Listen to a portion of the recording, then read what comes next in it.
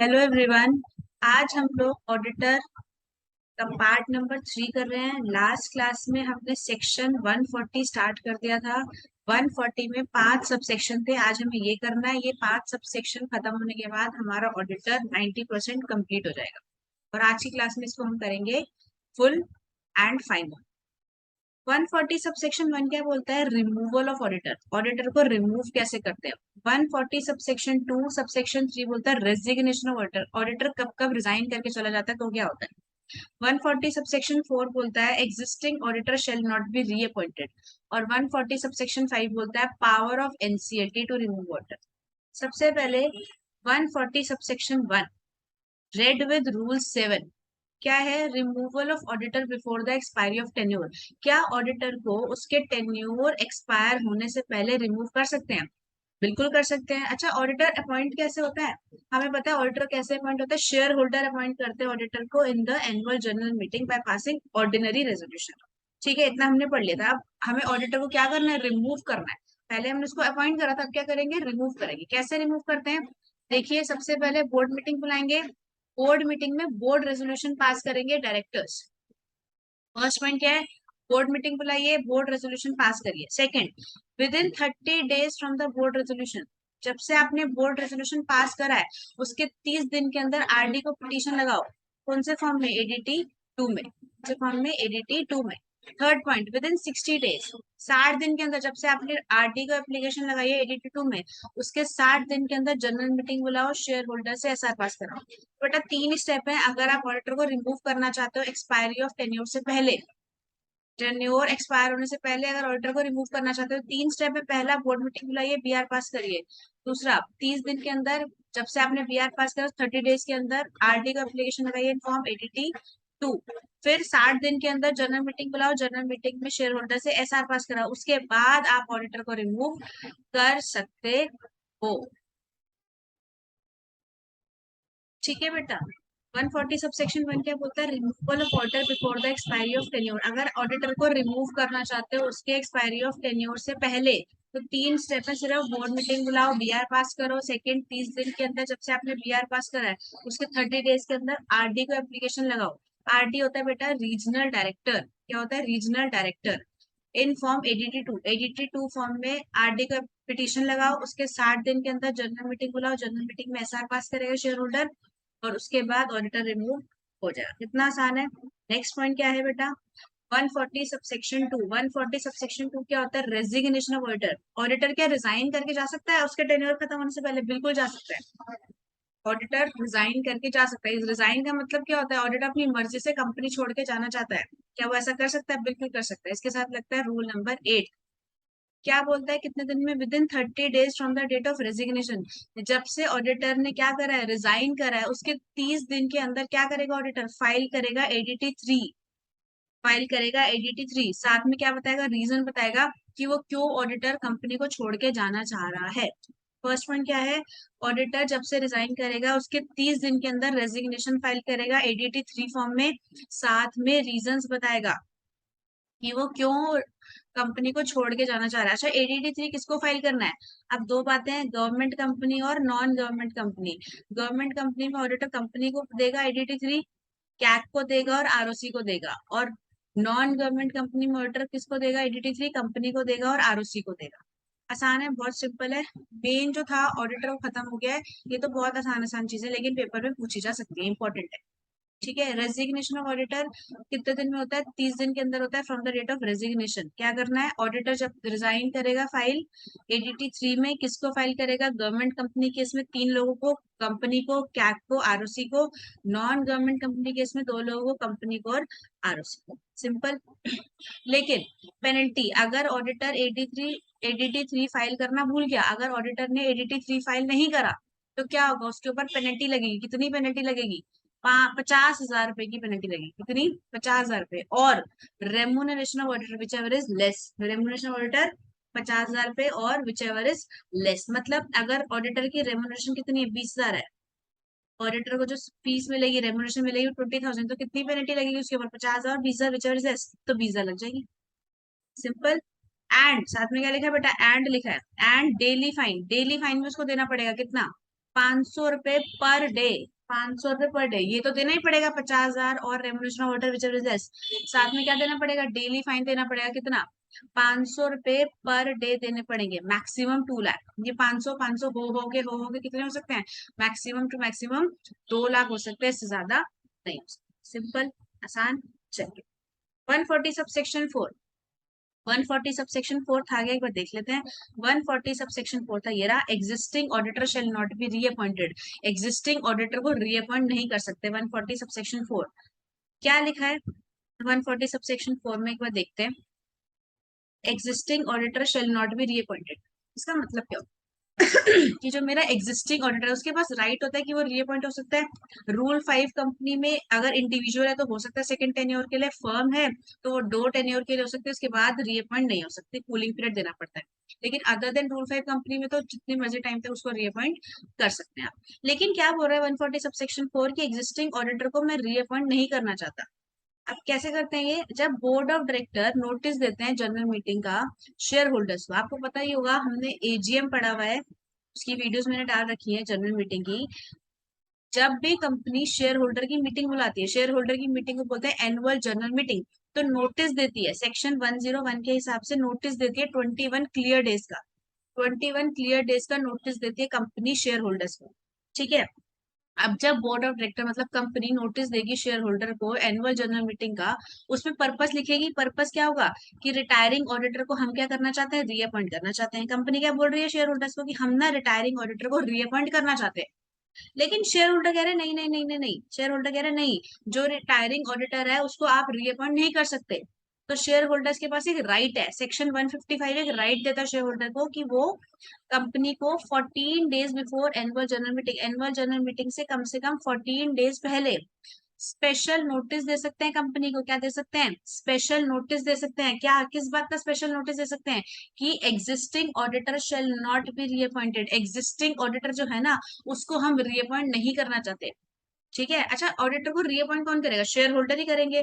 अब जब board of director ने शेयर होल्डर को नोटिस दिया एजीएम का, तो उसमें लिखा होगा मैटर कि हम ना रिटायरिंग ऑडिटर को रीअपॉइंट करना चाहते हैं। अब शेयर होल्डर क्या चाहते हैं कि हम रिटायरिंग ऑडिटर को रीअपॉइंट नहीं करना चाहते, तो शेयर होल्डर के पास राइट है कि वो जनरल मीटिंग से 14 डेज पहले कंपनी को एप्लीकेशन लगा सकते हैं, स्पेशल नोटिस दे सकते हैं। क्या लगा सकते हैं, स्पेशल नोटिस दे सकते हैं कि वो हम एग्जिस्टिंग ऑडिटर को रीअपॉइंट नहीं करना चाहते। और क्या बोल देंगे, न्यू ऑडिटर का नाम प्रपोज कर देंगे कि हम उसको नहीं इसको अपॉइंट करना चाहते हैं, हम ओल्ड ऑडिटर को रीअपॉइंट ना करके न्यू ऑडिटर को अपॉइंट करना चाहते हैं। ठीक है जी, आसान है। अच्छा, क्या कोई भी शेयर होल्डर बोल सकता है, क्या कोई भी शेयर होल्डर बोल सकता है कि हमको रीअपॉइंट नहीं करना, ऐसा नहीं है, कोई भी शेयर होल्डर नहीं बोल सकता। कौन सा शेयर होल्डर बोलेगा, जिसके पास कम से कम 5 लाख रुपए के शेयर होने चाहिए।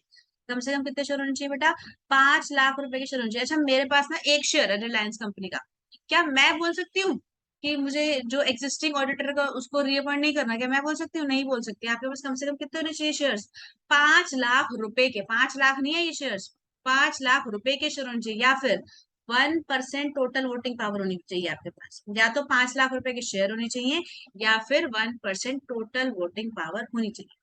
अच्छा मुझे एक बात बताओ, जब भी शेयर होल्डर के पास नोटिस आएगा जनरल मीटिंग का और उसमें लिखा होगा कि रिटायरिंग ऑडिटर को रीअपॉइंट करना चाहती है कंपनी, तो क्या शेयर होल्डर के लिए मैंडेटरी है, उसको बोलना पड़ेगा कि एग्जिस्टिंग ऑडिटर को रीअपॉइंट नहीं करना? नहीं, वो तो अगर शेयर होल्डर चाहते हैं कि एग्जिस्टिंग ऑडिटर रीअपॉइंट ना हो तब भी वो स्पेशल नोटिस देंगे कंपनी को, अदरवाइज नहीं देंगे। तो बेटा ये बिल्कुल मैंडेटरी नहीं है, यहाँ लिखा हुआ है, बिल्कुल मैंडेटरी नहीं है। आसान है, कितना बहुत आसान है। ठीक है, उसके बाद अब क्या हुआ था, कंपनी को स्पेशल नोटिस दे दिया 14 डेज पहले जनरल मीटिंग से। अब board of director immediately intimate करेंगे, किसको बताएंगे, ऑडिटर को बताएंगे कि आपको एग्जिस्ट शेयर होल्डर्स रीअपॉइंट नहीं करना चाहते। फिर बोर्ड ऑफ डायरेक्टर इंटीमेट करेंगे स्पेशल नोटिस के बारे में, किसको, सारे शेयर होल्डर्स को। किसको बेटा, सारे शेयर होल्डर्स को इंटीमेट करेंगे अबाउट द स्पेशल नोटिस। कितने दिन पहले, जनरल मीटिंग से 7 दिन पहले। अच्छा कुछ ही शेयर होल्डर ने लगाई होगी ना एप्लीकेशन की एग्जिस्टिंग ऑर्डर को रीअपॉइंट नहीं करना, लेकिन हमें सारे शेयर होल्डर्स को बताना भी तो पड़ेगा, है ना। तो इसलिए 7 दिन पहले जनरल मीटिंग से सारे शेयर होल्डर्स को बता देना। कैसे बताएंगे, नोटिस देंगे, या तो इंडिविजुअल नोटिस दे सकते हैं उनको, या फिर 2 न्यूज़पेपर में प्रिंट करा लो, इंग्लिश में और लोकल। ठीक है, समझ में आ गई। फिर एजीएम होगी, एजीएम में कौन आएगा, डायरेक्टर्स आएंगे, ऑडिटर आएंगे, वो वाला शेयर होल्डर आएगा जिसने स्पेशल नोटिस दिया था, और अदर शेयर होल्डर्स भी आएंगे। ऑडिटर क्या कर सकता है, रिप्रेजेंटेशन देगा वहां पे। ऑडिटर जो जो एग्जिस्टिंग ऑडिटर है वो क्या करेगा, रिप्रेजेंटेशन देगा कि आप मुझे क्यों रिमूव करना चाहते हो, अगर मेरे से कोई गलती हो गई है तो उसके लिए आई एम सॉरी वगैरह वगैरह ऐसे बोलेगा। ठीक है, फिर शेयर होल्डर डिसाइड करेंगे कि ऑडिटर को रिमूव करना है नहीं करना। मुझे एक बात बताओ बेटा जी, जब ये नोटिस दिया, जब शेयर होल्डर ने स्पेशल नोटिस दिया कि एग्जिस्टिंग ऑडिटर रीअपॉइंट नहीं हो सकता, इसका मतलब ये है कि ऑडिटर को निकाल दिया गया? नहीं, अभी तो सिर्फ नोटिस दिया है। वो तो जनरल मीटिंग में सारे शेयर होल्डर मिलकर डिसाइड करेंगे कि इस ऑडिटर को निकालना है या इसी को रीअपॉइंट करना है। ये तो सिर्फ आपने नोटिस दिया था कंपनी को कि हम शेयर होल्डर्स, कौन से शेयर होल्डर, 5 लाख वाले share holder, 1% total voting power वाले शेयर होल्डर एग्जिस्टिंग ऑडिटर को रीअपॉइंट नहीं करना चाहते। ठीक है, ये नहीं बोला था कि हम अपॉइंट करेंगे ही नहीं।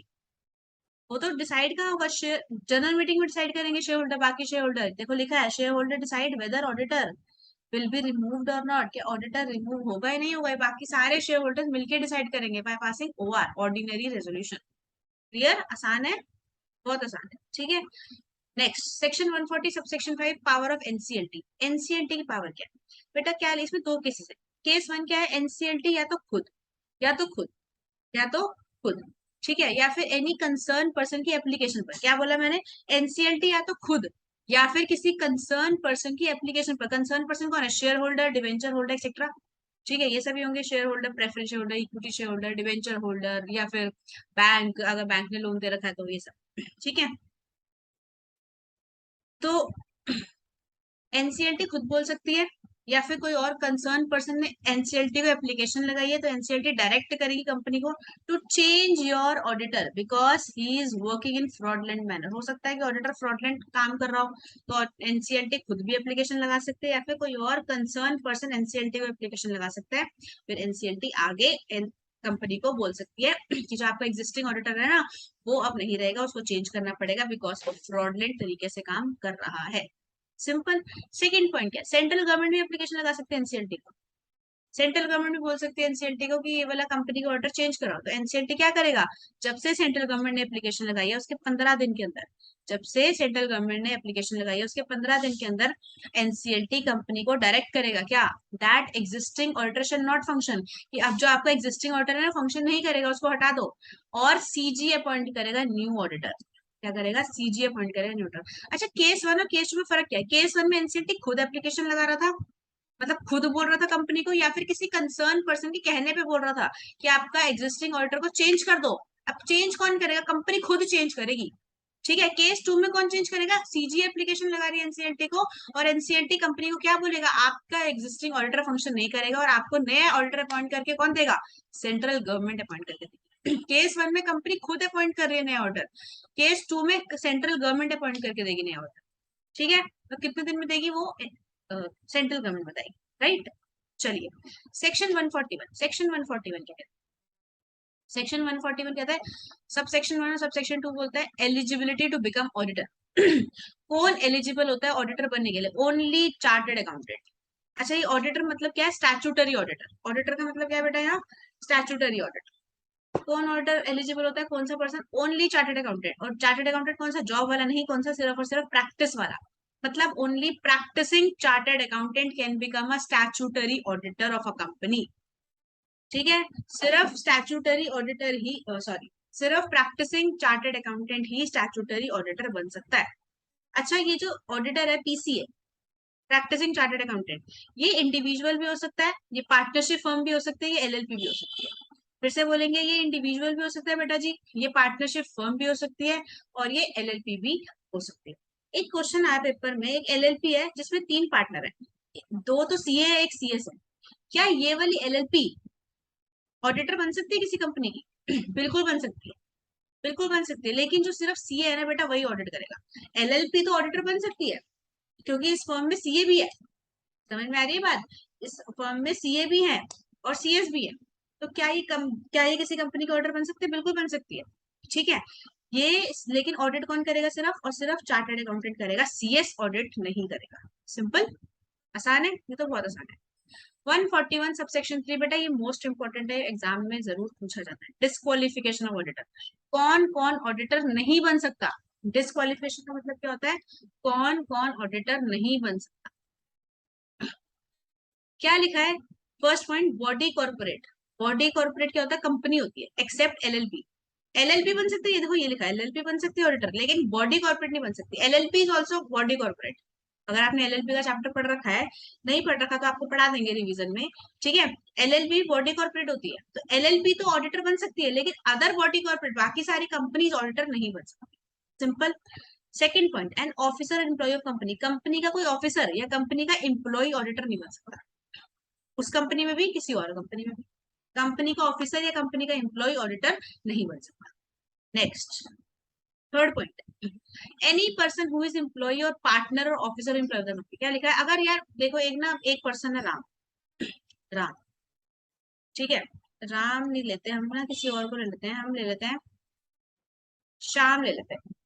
ये बेटा पर्सन है श्याम, ये एक्स लिमिटेड में ना ऑफिसर है, ये एक्स लिमिटेड में ऑफिसर है, ठीक है। अब क्या कह रहा है? इस ऑफिसर का अगर कोई एम्प्लॉय है, इस ऑफिसर का कोई और बिजनेस भी हो सकता है, ठीक है। इस ऑफिसर का कोई एम्प्लॉय है या फिर पार्टनर है, इस ऑफिसर का कोई एम्प्लॉय है या फिर पार्टनर है, ठीक है। वो पर्सन भी ऑडिटर नहीं बन सकता। क्या लिखा है? एनी पर्सन जो क्या है? एम्प्लॉय है या फिर पार्टनर है। किसका एम्प्लॉय या पार्टनर है? कंपनी के ऑफिसर या एम्प्लॉय का। बेटा एक्स लिमिटेड का ऑफिसर श्याम है, इस श्याम का एम्प्लॉय या फिर पार्टनर कंपनी का ऑडिटर नहीं बन सकता। सिंपल। नेक्स्ट, डी पॉइंट क्या बोलता है? पर्सन जो ऑडिटर बनना चाहता है, मान लेते हैं राम ऑडिटर बनना चाहता है, या उसका पार्टनर या उसका रिलेटिव क्या करते हैं? सिक्योरिटी होल्ड करते हैं। किस में सिक्योरिटी होल्ड करते हैं? कंपनी में, एक्स लिमिटेड में, उसकी सब्सिडरी कंपनी में, होल्डिंग कंपनी में, होल्डिंग की सब्सिडरी कंपनी में, या फिर एसोसिएट कंपनी में। चार कंपनी है यहाँ, पांच कंपनी है। Company x limited, subsidiary company, holding company, holding की सब्सिडी कंपनी और एसोसिएट कंपनी, राइट। अगर कोई पर्सन जो ऑडिटर बनना चाहता है, वो इन पांचों में से किसी भी कंपनी में कितनी भी सिक्योरिटी होल्ड करता है, चाहे 1 रुपए की भी सिक्योरिटी होल्ड करता है, वो पर्सन इन एक्स लिमिटेड में ऑडिटर नहीं बन सकता। सिंपल। और अगर इस राम का कोई पार्टनर है, वो भी इन पांचों में से किसी भी कंपनी में एनी सिक्योरिटी होल्ड करता है, तो वो फिर तब भी राम इस पांच एक्स लिमिटेड में ऑडिटर नहीं बन सकता। बेटा समझने की कोशिश करना, क्या लिखा है? पर्सन जो राम है, जो ऑडिटर बनना चाहता है, वो इन पांचों में से किसी भी कंपनी में सिक्योरिटी होल्ड करता है, कितने रुपए की भी सिक्योरिटी होल्ड करता है, तो वो डिस्क्वालिफाइड हो जाएगा एक्स लिमिटेड में ऑडिटर बनने के लिए, ठीक है। सेकंड, राम का कोई पार्टनर है, वो भी पांचों में से किसी भी कंपनी में कितने की भी सिक्योरिटी होल्ड करता है, तो वो भी डिस्क्वालिफाइड, तब भी राम क्या हो जाएगा? डिस्क्वालिफाइड हो जाएगा एक्स लिमिटेड में ऑडिटर बनने। सिंपल। और उसका रिलेटिव, रिलेटिव राम का रिलेटिव होल्ड करता है पांचों में से किसी भी कंपनी में एनी सिक्योरिटी, कितने रुपए की? More than ₹1,00,000, more than ₹1,00,000। अच्छा, रिलेटिव, रिलेटिव के लिए लिमिट है, मोर देन ₹1,00,000 अगर सिक्योरिटी होल्ड कर रहा होगा इन पांचों में से किसी भी कंपनी में, तब राम क्या हो जाएगा? डिस्क्वालीफाई हो जाएगा एक्स लिमिटेड में ऑडिटर बनने के। ध्यान से समझना, राम को ऑडिटर बनना है एक्स लिमिटेड में, उसकी डिस्क्वालिफिकेशन है अगर राम इन पांचों में से किसी भी कंपनी में कोई भी सिक्योरिटी होल्ड करता है, तो वो एक्स लिमिटेड में ऑडिटर बनने से डिस्क्वालीफाई है। या फिर उसका पार्टनर पांचों में से किसी भी कंपनी में होल्ड करता है सिक्योरिटी, तो वो एक्स लिमिटेड में ऑडिटर बनने से डिस्क्वालीफाई है राम। और अगर राम का कोई रिलेटिव इन पांचों में से किसी भी कंपनी में सिक्योरिटी होल्ड करता है मोर देन ₹1,00,000 की, तब राम डिस्क्वालीफाई हो जाएगा एक्स लिमिटेड में ऑडिटर बनने से। सिंपल, ठीक है। चलिए, D2 बोलता है राम, उसका पार्टनर, रिलेटिव इन पांचों में से किसी भी कंपनी का indebted to this company, indebted मतलब इनसे लोन ले रखा है, इंडेटेड टू दिस कंपनी, इन पांचों में से किसी भी कंपनी से लोन इन लोगों ने ले रखा है, दे रखा नहीं बोला मैंने, ले रखा है इनसे लोन, ठीक है। इंडेटेड टू दिस कंपनी कितना? मोर देन ₹5,00,000, मोर देन ₹5,00,000 का लोन दे रखा है, तो राम क्या हो जाएगा? इन एलिजिबल, राम क्या हो जाएगा? Ineligible to become auditor in the X limited. Simple, इतना आसान है। D3 बोलता है राम ने, पार्टनर ने, रिलेटिव ने इन पांचों में किसी कंपनी को क्या दे रखा है? इन पांचों कंपनी में ना किसी भी इन पांचों में से किसी भी कंपनी ने एक थर्ड पर्सन को लोन दे रखा है, ठीक है, एक थर्ड पर्सन को लोन दे रखा है, लेकिन उस लोन के बदले में राम ने, पार्टनर ने या रिलेटिव ने गारंटी सिक्योरिटी दे रखी है। लोन के बदले में गारंटी सिक्योरिटी इन तीनों में से किसने दे रखी है? कितने की दे रखी है? मोर देन ₹1,00,000, मोर देन ₹1,00,000 की दे रखी है। कितने की दे रखी है बेटा? मोर देन ₹1,00,000 की दे रखी है, तो Ram is ineligible to become auditor in the X limited. Simple, कितना आसान है, ठीक है। अब आगे बढ़ जाते हैं। नेक्स्ट पॉइंट है बेटा, राम का बिजनेस रिलेशनशिप है, कंपनी के साथ, एक्स लिमिटेड के साथ, सब्सिडरी, होल्डिंग, होल्डिंग की सबसे एसोसिएट कंपनी के साथ, तब भी राम एक्स लिमिटेड में ऑडिटर नहीं बन सकता। ठीक।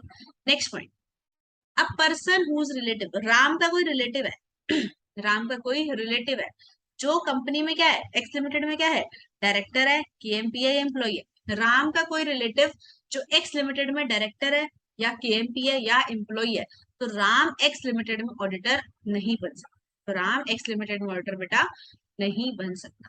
सिंपल, कितना आसान था ये तो, बहुत आसान था। ठीक है। अच्छा, एक पर्सन जॉब कर रहा है वो भी ऑडिटर नहीं बन सकता, और a person who is already auditor of 20 company. अच्छा, लिमिट होती है, एक पर्सन एक बारी में 20 कंपनी की ऑडिट कर सकता है। एक पर्सन एक फाइनेंशियल ईयर में कितने कंपनी की ऑडिट कर सकता है, 20 कंपनी, उससे ज्यादा नहीं कर सकता। अगर कर रहा है तो वो क्या हो जाएगा, डिस्क्वालीफाइड हो जाएगा।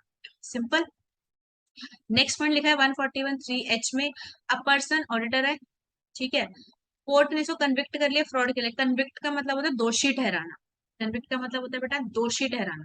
ठीक है, तो वो ऑडिटर नहीं बन सकता फॉर 10 ईयर्स, 10 ईयर्स, 10 साल तक ऑडिटर नहीं बन सकता। 10 साल के बाद बन सकता है, बिल्कुल बन सकता है। सिंपल। आगे बढ़ते हैं, आपको नोट्स मिल जाएंगे बेटा टेलीग्राम चैनल पे, हमारा टेलीग्राम चैनल जरूर ज्वाइन करें। वहां पे मैं आपको फ्री टेस्ट सीरीज देने वाली हूँ ऑफ एवरी सब्जेक्ट। 3 3 पेपर मिलेंगे आपको उसके, आपको मैं पर्सनली चेक करके दूंगी। आपको एग्जाम करके देने, 3 घंटे के पेपर है, उसमें फुल सिलेबस आपका कवर है। आपको वो पेपर आपको मिल जाएंगे टेलीग्राम ग्रुप पे हमारे, आपको करके देने हैं, मुझे सेंड करने हैं, मैं आपको पर्सनली चेक करके दूंगी एक एक क्वेश्चन को, और आपको बताऊंगी कि आपने गलती कहाँ करी है, आपको कहाँ पे इम्प्रूवमेंट करनी चाहिए, आपको पर्सनली हम लोग गाइड करेंगे, और आपके बेनिफिट के लिए। और ये बिल्कुल फ्री है आप लोगों को, ये रिवीजन क्लासेस भी बिल्कुल फ्री है, और टेस्ट सीरीज भी बिल्कुल फ्री है। तो हमारा टेलीग्राम ग्रुप जरूर ज्वाइन करें, मैंने आपको लिंक दे दिया है मेरे वीडियो के डिस्क्रिप्शन में। ठीक है बेटा, चलिए अब आगे बढ़ते हैं। 141(3)(i), 141(3)(i) क्या बोलता है, PCA, practicing chartered accountant can not give following services. Following services नहीं दे सकता, वो प्रोहिबिटेड सर्विसेज बेटा। कुछ प्रोहिबिटेड सर्विसेज अंडर सेक्शन 144 वो राम नहीं दे सकता, चार्टर्ड अकाउंटेंट नहीं दे सकता। अगर देगा तो वो कंपनी का ऑडिटर नहीं बन सकता। First, accounting and book keeping services नहीं दे सकता, इंटरनल ऑडिट नहीं कर सकता, implementation of financial information system, financial information system को इम्प्लीमेंट नहीं कर सकता, एक्चुरियल साइंस, एक्चुरियल साइंस बेटा होता है रिस्क फोरकास्टिंग का काम करना, वो भी नहीं कर सकता। इन्वेस्टमेंट एडवाइजरी सर्विसेज भी नहीं दे सकता। इन्वेस्टमेंट एडवाइजरी सर्विसेज क्या होता है कि ऑडिटर एडवाइस कर रहा है कंपनी को कि आप अपना पैसा यहाँ पे इन्वेस्ट करो। ठीक है। इन्वेस्टमेंट बैंकिंग सर्विसेज क्या होता है कि ऑडिटर क्या बोल रहा है कंपनी को कि आप मुझे दे दो अपना पैसा, मैं आगे इन्वेस्ट कर दूंगा। That is called investment banking services. ठीक है। फाइनेंशियल सर्विसेज भी नहीं दे सकता, मैनेजमेंट सर्विसेज भी नहीं दे सकता। 8 तरीके की सर्विस नहीं दे सकता ऑडिटर, अगर देगा तो वो डिस्क्वालीफाई हो जाएगा। कौन कौन सी, accounting and book keeping services, internal audit, implementation of financial information system, actuarial science, investment advisory service, investment banking service, financial service और मैनेजमेंट सर्विस।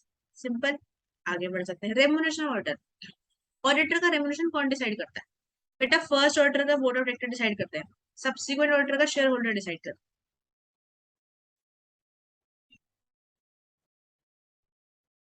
फर्स्ट ऑडिटर का रेम्यूनरेशन कौन डिसाइड करता है, बोर्ड ऑफ डायरेक्टर्स, और subsequent auditor का कौन decide करता है, शेयर होल्डर डिसाइड करते हैं। ठीक है।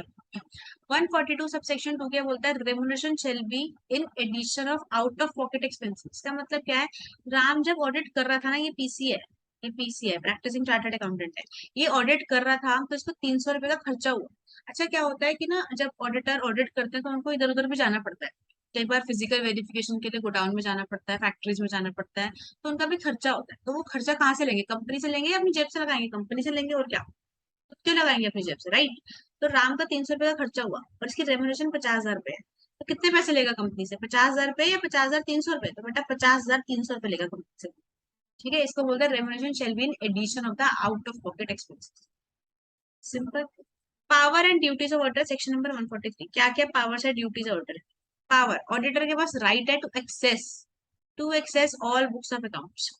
ऑडिटर कंपनी की सारी बुक्स ऑफ अकाउंट्स को चेक कर सकता है और एम्प्लॉय से एक्सप्लेनेशन मांग सकता है किसी भी चीज के ऊपर, और एम्प्लॉय को एक्सप्लेनेशन देनी पड़ेगी।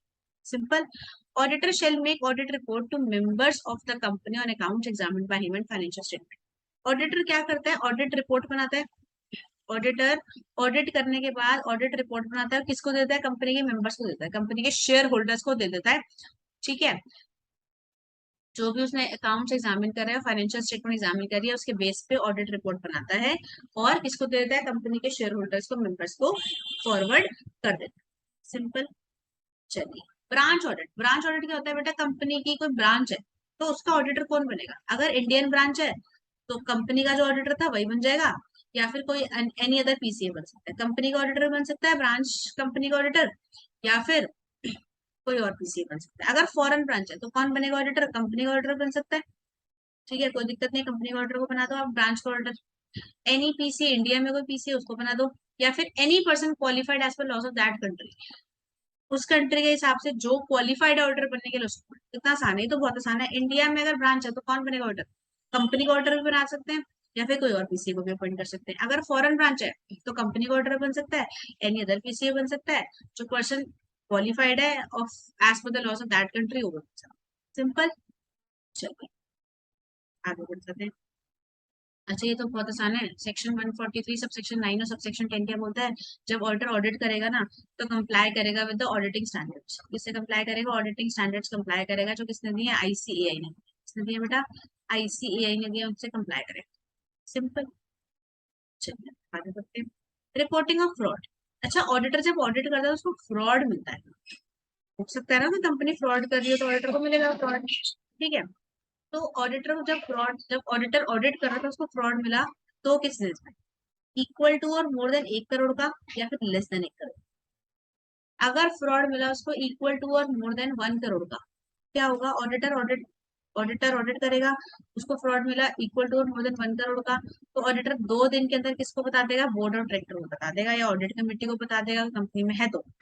और बोर्ड ऑफ डायरेक्टर या ऑडिट कमेटी ऑडिटर को रिप्लाई देंगे 45 डेज के अंदर, उसको रीजन बताएंगे कि ये फ्रॉड नहीं है, ये हमसे गलती हो गई, जो भी बताएंगे। ठीक है, उसके बाद ऑडिटर रिपोर्ट फॉरवर्ड कर देगा सेंट्रल गवर्नमेंट, किसको बता देगा, सेंट्रल गवर्नमेंट को रिपोर्ट फॉरवर्ड कर देगा एडीटी 4 में। कौन से फॉर्म में, एडीटी 4 में।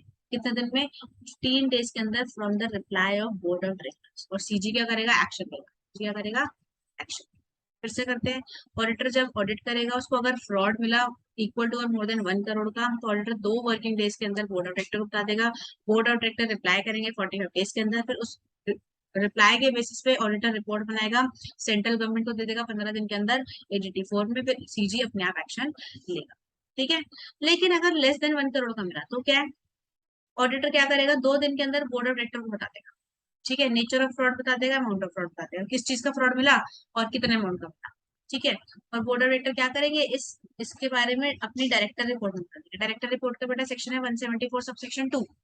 और बोर्ड ऑफ डायरेक्टर क्या करेंगे, इस फ्रॉड के बारे में अपनी ऑडिटर रिपोर्ट, अपनी डायरेक्टर रिपोर्ट में डाल देंगे और शेयर होल्डर्स को बता देंगे, फिर शेयर होल्डर एक्शन लेंगे इन द जनरल मीटिंग। ठीक है, इसमें सीजी का रोल नहीं आएगा। सिंपल। चलो अब आगे बढ़ जाते हैं। अगर ऑडिटर ने ऐसा नहीं करा, अगर फ्रॉड रिपोर्ट नहीं करा ऑडिटर ने, तो पेनल्टी लगेगी। लिस्टेड कंपनी के ऊपर 5 लाख रुपए की, अनलिस्टेड कंपनी है तो 1 लाख रुपए। किसके ऊपर ऑर्डर है, किसके ऊपर पेनल्टी है, ये कंपनी के ऊपर, कंपनी के ऊपर पेनल्टी है।